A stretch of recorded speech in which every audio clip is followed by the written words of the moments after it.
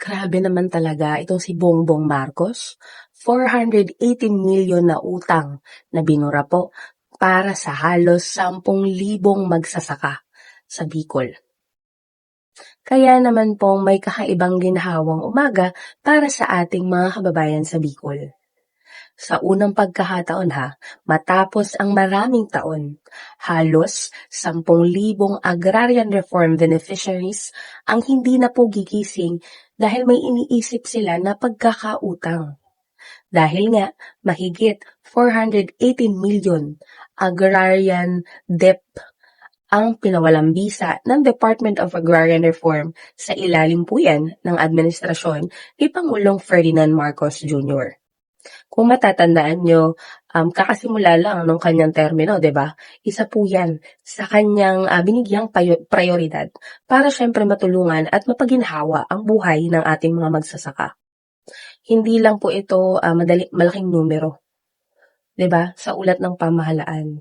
Dahil para po sa ating mga magsasaka, nangangahulugan ito ng panibagong simula. Dahil sa halip na mapunta sa pagbayad ng dating utang, maaari na po nilang ilaan ang kanilang kita sa kalidad na binhi, sa abono, makabagong kagamitan, at sa pangangailangan ng kanilang pamilya. Kabilang po ang edukasyon ng kanilang mga anak. Maraming taon din po na naging hamon ang usapin ng agrarian debt.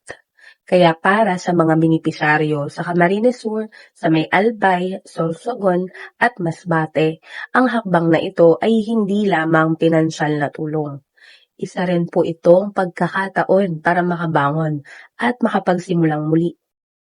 Ayon po ito sa Department of Agrarian Reform na bahagi ito ng pagpapatupad ng New Emancipation Act na naglalayong palayain ang mga kwalipikadong benepisyaryo mula sa mga natitirang utang sa ilalim ng Agrarian Reform Program.